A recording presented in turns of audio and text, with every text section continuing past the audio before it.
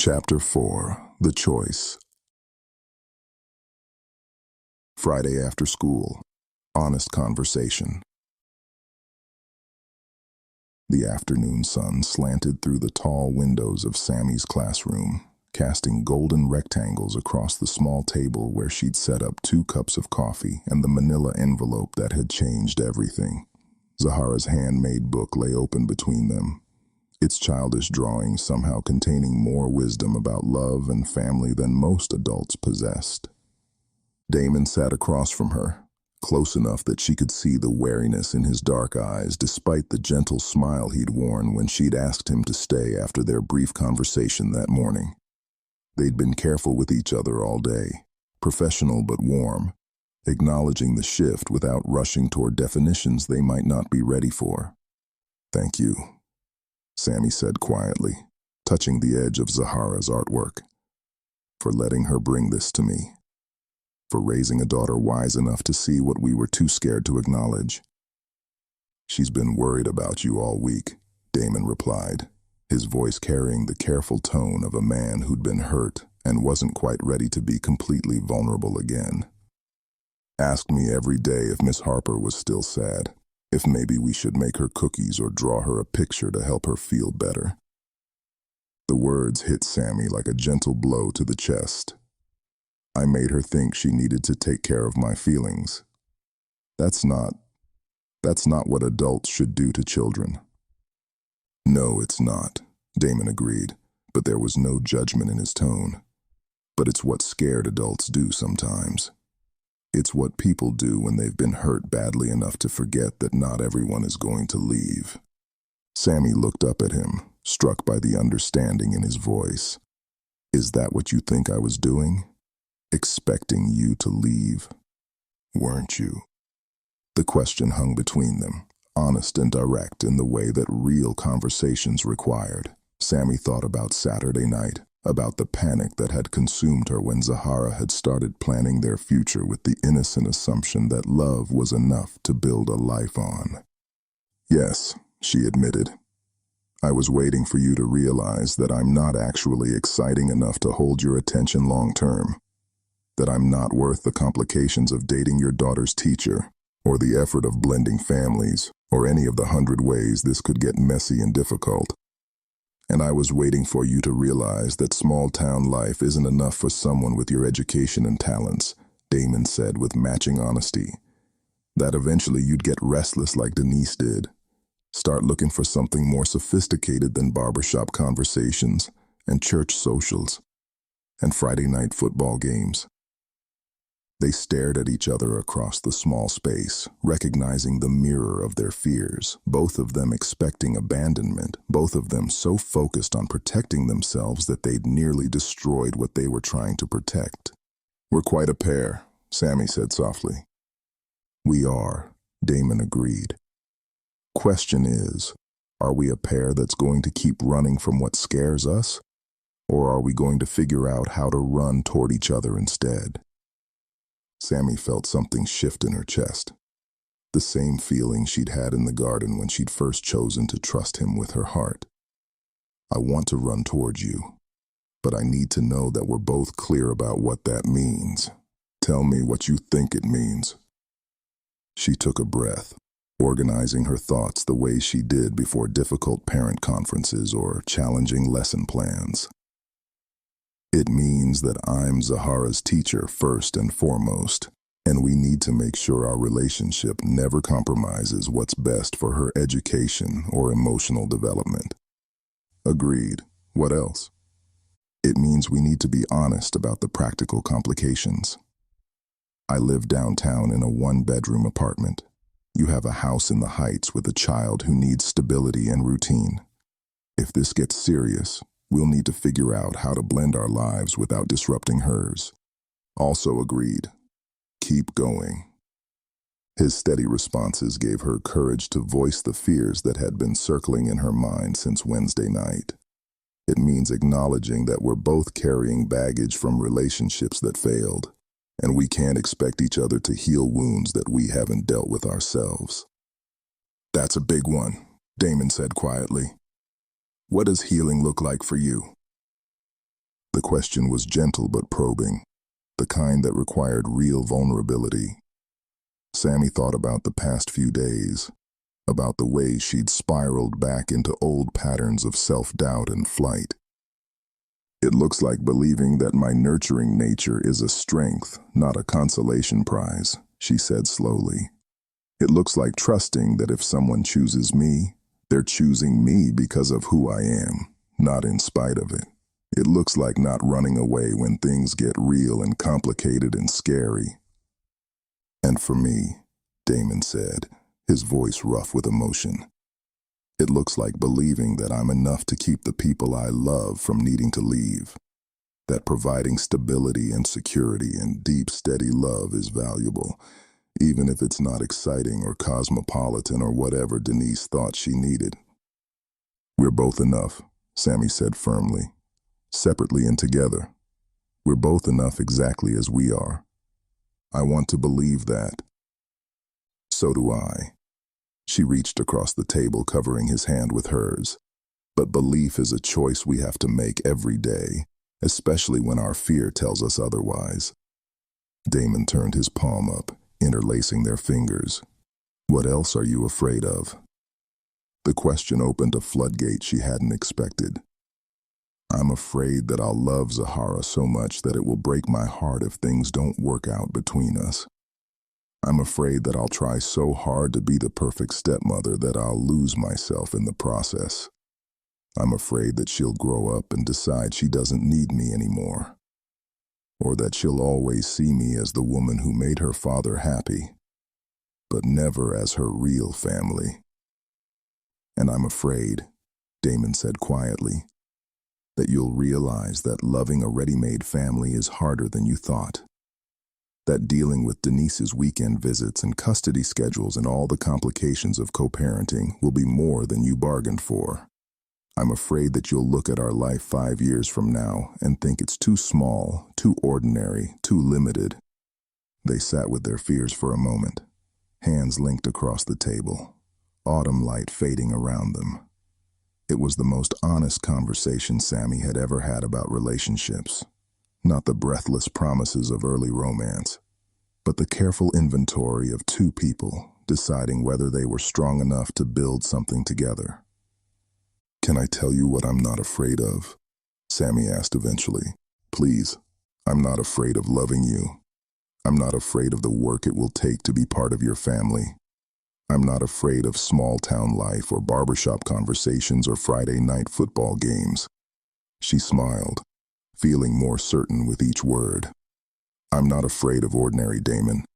I've learned that ordinary can be beautiful when it's built with the right person. And I'm not afraid of your strength or your independence or your career, Damon said, his thumb tracing circles on her palm. I'm not afraid of supporting your dreams even when they challenge me to grow. I'm not afraid of a woman who knows her worth and expects to be treated accordingly. So, what do we do with all of this? How do we move forward when we're both scared but not of the same things? Damon was quiet for a moment, his eyes thoughtful. We start with honesty. Complete honesty, even when it's uncomfortable. We commit to talking through problems instead of running from them. We put Zahara's needs first while also protecting what we're building together. And we take it slow enough to build a foundation that can handle the complications, Sami added. No more letting 8-year-olds plan our wedding timeline. That earned her a laugh, warm and rich, and full of the affection she'd been missing all week. Though we should probably acknowledge that 8-year-olds sometimes see things more clearly than adults do. She's pretty wise for someone who still loses her lunch money on a regular basis. She gets that from her grandmother, and maybe from her teacher. The compliment made Sami's cheeks warm, but she didn't deflect it the way she might have a week ago. Thank you for seeing me as someone who has something valuable to offer your daughter. Sami. Damon's voice carried a weight that made her look up, meeting his eyes fully. You're not someone who has something valuable to offer Zahara. You're someone who's already become essential to her happiness, to her sense of security, to the way she sees herself in the world. You're not applying for a position in our family. You're already part of it. The words hit her like a revelation, simple and profound. She wasn't asking to be let into their lives. She was already there, already woven into the fabric of their daily existence, already loved and needed and valued. "When did that happen?" she asked softly. "Probably the first day of school, when she came home talking about the teacher who saw her art as something special instead of just something decorative. Definitely by the time she started leaving drawings on your desk every morning like little love letters." "I kept them all," Sami admitted. "Every single one. They're in a special folder in my filing cabinet." "Of course you did. Because you see her, really see her, in a way that makes her feel like the most important person in the world. That's not something you do for students, Sami. That's something you do for family." Tears spilled down her cheeks at the quiet certainty in his voice. "I do love her. So much that it scares me sometimes." "Good. She loves you too, has from the beginning." Damon reached up, brushing away her tears with gentle fingers. "The question is, are you ready to stop being scared of that love and start living in it?" Sami thought about Zahara's drawings, about the way the child had fought for their happiness when the adults were too frightened to do it themselves. She thought about the past week, about how empty her life had felt without their presence in it. She thought about all the ways love could hurt, and all the ways it could heal. "Yes," she said, the word carrying the weight of absolute commitment. "I'm ready to choose love over fear. I'm ready to choose us, even when it gets complicated. Even when Denise shows up with her opinions about how I should be raising Zahara. Even when the school board has questions about teachers dating parents. Even when we have to figure out logistics and blended families and all the messy realities of building a life together. Especially then," Sami said firmly. "Because that's when love matters most, not when it's easy, but when it requires us to be brave." Damon's smile was brilliant, transforming his entire face. "In that case, Miss Harper, I have something important to tell you." "What's that?" "I love you. Not because you're safe or convenient or good with my daughter, though you're all of those things. I love you because you make me want to be the best version of myself. Because you see beauty in ordinary moments and magic in everyday things. Because you chose to stay and fight for us instead of running away when things got scary." "I love you too," she said, the words coming out in a rush of relief and joy. "I love your steadiness and your patience and the way you make me feel like I'm exactly who I'm supposed to be. I love how you parent with such intention and care. I love that you see my nurturing nature as a gift instead of a limitation." They leaned toward each other across the small table, and their kiss was soft and sure and full of promises they were finally ready to keep. When they broke apart, both breathless and glowing, Sami felt like she was seeing the world in color for the first time in years. "So what happens now?" she asked. "Now we figure out the practical stuff," Damon said, his hand still cupping her cheek. "We talked to Zahara about what it means for adults to be in love and how that changes family dynamics. We set boundaries with the school administration. We take things at a pace that feels right for all three of us. And we start dating properly, real dates, not just festival planning sessions. Definitely real dates. Though I should warn you, in a town this size, every date is basically a public announcement of our relationship status." "I'm okay with that," Sami said, surprised by how much she meant it. "I'm done hiding from what we have." "Good. Because Gloria's been planning our wedding since the morning you fell off that ladder." "Gloria has not." "Gloria absolutely has. She's got opinions about the flowers, the music, and the menu. She also thinks we should wait at least a year to make sure we're compatible co-parents. Sami laughed, feeling lighter than she had in weeks. Well, at least someone's being practical about this. That's Gloria. Romantic but practical. Damon stood, coming around the table to pull her into his arms. Speaking of practical, what are you doing tomorrow? Lesson planning, laundry, the usual Saturday excitement. Why? Because I promised Zahara we could go apple picking if the weather's nice. She specifically requested that we invite Miss Harper because she's never been to Murphy's Orchard and someone needs to help her pick the best apples for pie. Did she now? She did. Very insistent about it. Something about how families do fun things together on weekends. Sami felt her heart swell at the casual way he'd said it, families do things together. As if it was already settled, already natural, already exactly what they were. I'd love to go apple picking, she said, though I should warn you, I have strong opinions about apple varieties. Perfect, so does Zahara. You two can debate the merits of Granny Smith versus Honeycrisp while I carry the bags. Deal. But only if you let me make the pie. I have my grandmother's recipe and it's legendary.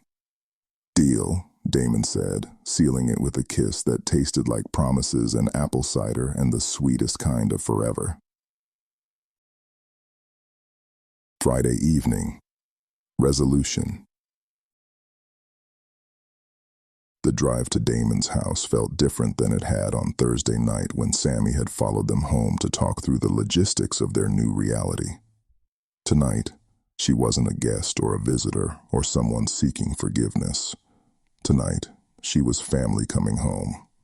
Zahara met them at the front door, practically bouncing with excitement. Miss Harper, Daddy said, you're going to make apple pie with us tomorrow. That's the plan, sweetheart. If we find good apples at the orchard. We'll find the best apples, Zahara declared with 8-year-old confidence. And then we'll have pie for Sunday dinner. And maybe Gloria can come over and Mrs. Washington too. And it'll be like a real family celebration. Slow down, baby girl, Damon said, ruffling his daughter's curls. Let's survive apple picking first before we plan the guest list. But Sami caught the look in his eyes, warm and proud and maybe a little emotional at how naturally Zahara was embracing their expanded family structure. This child who had been so careful and quiet at the beginning of the school year was now confidently making plans that included all the people she loved. Actually, Sami said, I think Sunday dinner sounds perfect.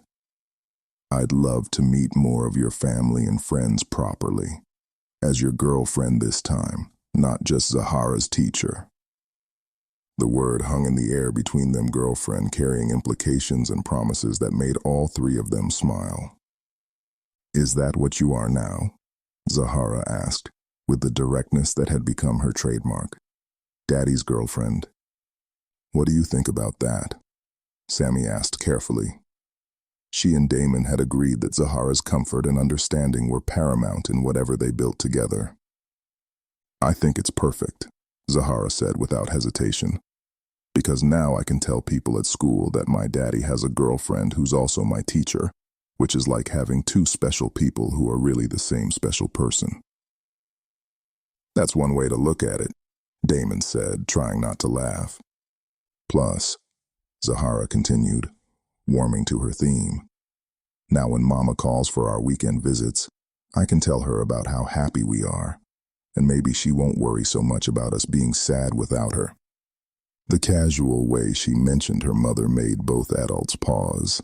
They'd discussed Denise in practical terms, custody schedules, co-parenting dynamics, the complexity of introducing a new relationship into an already delicate situation. But they hadn't talked about how Zahara felt about her mother knowing about Sami. How do you think your mama will feel about Miss Harper being part of our family? Damon asked gently. Zahara considered this with the seriousness she brought to all important questions. I think she'll be happy that we're not lonely anymore. She always says she wants me to be happy and safe. And Miss Harper makes us both those things. That's very mature, sweetheart. Sami said, though privately she wondered if Denise's reaction would be quite so simple. I've been practicing being mature, Zahara announced. Gloria says that when families grow, everybody has to practice new ways of being together. Gloria's right, Damon said.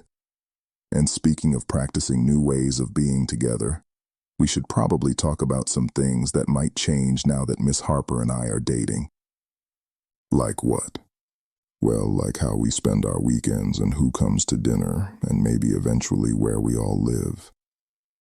Zahara's eyes went wide. Are you going to move in with us, Miss Harper? Not right away, Sami said quickly, not wanting to get the child's hopes up too fast. Your daddy and I want to take our time figuring out how to blend our lives in a way that feels good for everyone. But maybe eventually. Maybe eventually, Sami agreed, and felt Damon's hand squeeze hers in support. Can I help decide how we blend? Zahara asked. Because I have really good ideas about families. We know you do, Damon said warmly. Your ideas are part of what helped us figure out that we wanted to be together in the first place. Really? Really? That book you made for Miss Harper showed us what we were too scared to see on our own. Zahara beamed with pride. I'm good at seeing things that grown-ups miss. Gloria says it's because I look with my heart instead of just my eyes. Gloria's very wise, Sami said, and so are you. They spent the evening in the comfortable chaos of a weeknight at home. Zahara showing Sami her latest art projects while Damon cooked dinner, homework being completed at the kitchen table while Sami helped with a challenging math problem, bath time and bedtime routines that gradually included her as a natural participant rather than an observer. When Zahara was finally settled in her room with a story and kisses goodnight from both adults, Damon and Sami found themselves alone in his living room, surrounded by the evidence of a life well-lived, family photos, Zahara's artwork, comfortable furniture that prioritized function over style. This feels right, Sami said, curling up next to him on the couch. All of it.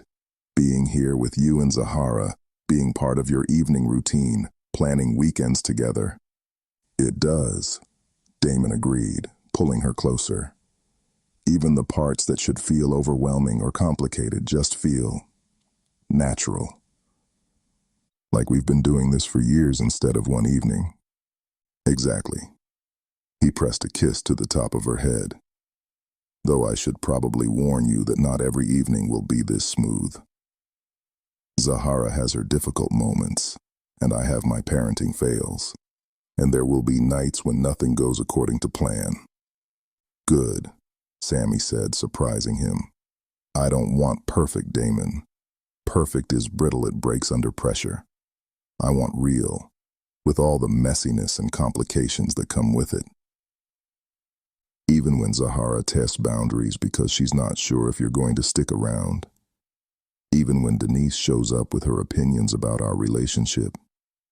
Even when we have our first real fight and have to figure out how to resolve it without traumatizing an 8-year-old. Especially then, Sami said firmly. That's when love proves itself, not when everything's easy, but when it requires us to grow and communicate and choose each other again and again. I love you, Damon said, the words carrying all the weight of commitment and promise. I love your strength and your wisdom and your willingness to dive into the messy reality of our lives. I love you too, she replied. All of you. Your steadiness, your devotion to Zahara, your ability to make me feel like I'm exactly where I belong. They sat in comfortable silence for a while, watching the fire flicker in the fireplace, processing the enormity of what they'd committed to. Tomorrow, they would start their first official weekend as a family, and in 3 months they would look back on this evening as the moment everything changed. So, Damon said eventually, ready for your first Jefferson family apple-picking expedition? Absolutely. Though I should warn you, I'm very competitive about finding the perfect apples. I'm counting on it. Zahara needs someone who takes her projects as seriously as she does. She's got that, Sami promised. From now on, she's got that from both of us. Saturday, new beginning. Murphy's orchard sprawled across rolling hills 30 minutes outside Westbrooke Falls, its acres of apple trees heavy with late-season fruit and its pathways lined with families enjoying the perfect October weather. Sami had arrived at Damon's house that morning to find Zahara dressed for adventure in overalls and sneakers, armed with a detailed plan for their expedition that included specific apple varieties, optimal picking techniques, and a picnic lunch that Damon had packed with military precision. "This is my first time at an orchard," Sami admitted as they walked through the entrance, breathing in the crisp air scented with apples and cinnamon from the farm stand's fresh donuts. "Really?" Zahara looked scandalized. "But apple picking is one of the best parts of fall. I grew up in the city, remember? My fall traditions involved more concrete and less nature." "Then we have to make this extra special," Zahara declared, taking Sami's hand with the natural authority of an experienced orchard visitor. "Daddy, we need to show Miss Harper everything, the hayride, and the corn maze, and the place where they press the cider." "All in good time, baby girl," Damon said, shouldering their picnic bag and grabbing 2 picking baskets. "Let's start with the apples." They wandered through the orchard rows, Zahara running ahead to examine different varieties while Sami and Damon followed at a more leisurely pace. The October sun filtered through the changing leaves, painting everything in shades of gold and amber, and Sami felt a deep sense of contentment settle in her chest. "This is perfect," she said, watching Zahara carefully select apples from a Honeycrisp tree. "All of it. The weather, the setting, the company." Even when Zahara insists on inspecting every single apple before deciding it's worthy of the basket, Damon asked, amused. "Especially then. She has standards. I admire that in a person." "Miss Harper," Zahara called from a nearby tree. "Come help me reach the really good ones at the top." They spent the next hour working as a team, Damon lifting Zahara to reach the highest branches, Sami evaluating apples for pie potential, all of them laughing and talking and moving through the orchard with the easy rhythm of people who enjoyed each other's company. Other families nodded and smiled as they passed, and more than once, Sami caught older couples watching them with the kind of fond recognition that spoke to their own memories of young love and blended families. "You 3 look so happy together," commented an elderly woman at the Granny Smith section. "How long have you been married?" "Oh, we're not," Sami started, but Zahara jumped in with 8-year-old certainty. "They're in love, but they haven't gotten married yet because grown-ups like to take things slow," she announced. "But they will eventually because we're already a family in our hearts." The woman smiled warmly. "Smart girl. The heart knows before the head catches up." As they moved away, Damon and Sami exchanged glances over Zahara's head, amused, slightly embarrassed, but also oddly proud of how naturally she'd claimed them as her family. "She's not wrong," Sami said quietly. "No, she's not," Damon agreed. "About any of it." They found a perfect spot for their picnic lunch under a sprawling oak tree, spreading out the blanket Damon had brought and unpacking sandwiches, chips, and thermoses of hot cider. Zahara chattered nonstop about her plans for their apples pie for Sunday dinner, apple butter for gifts, dried apple rings for her teacher appreciation basket. "Wait," Sami said, laughing. "I am your teacher. Are you making me a teacher appreciation basket?" "Not for Miss Harper, the teacher," Zahara explained patiently. "For Miss Harper, the family person. Those are 2 different jobs." "She's got a point," Damon said. "You wear a lot of hats in our lives." "Speaking of which," Sami said, "we should probably talk about how to handle things at school on Monday. People are going to notice that we spent the weekend together." "Let them notice," Zahara said matter-of-factly. Everyone already knows Daddy likes you because he smiles different when you're around. And you like him because you get sparkly eyes when he talks to you." "Sparkly eyes?" Sami asked, amused. "Very sparkly." Mrs. Washington noticed too. She told Mrs. Chen that love makes people's faces light up from the inside. "Mrs. Washington has opinions about everything," Damon said fondly. "Good opinions, though," Zahara insisted. "She says you're perfect for each other because you both put family first, and you both think I'm special." "You are special," Sami said, ruffling Zahara's curls. "The most special girl I know." "Special enough to be your stepdaughter someday?" The question came out so casually that both adults nearly choked on their cider. Zahara looked between them with innocent curiosity, as if she'd asked about the weather. "Someday is a long way off, sweetheart," Damon said carefully. "Miss Harper and I want to take our time making sure we're ready for big decisions like that." "But you're not saying no." Sami felt her heart skip at the hope in the child's voice. "We're not saying no. We're saying we want to make sure we do everything right in a way that's best for all of us." "Okay," Zahara said, apparently satisfied with this answer. "As long as you're not saying no. Because I already started planning what I'd wear to your wedding, and it would be sad to waste such good planning."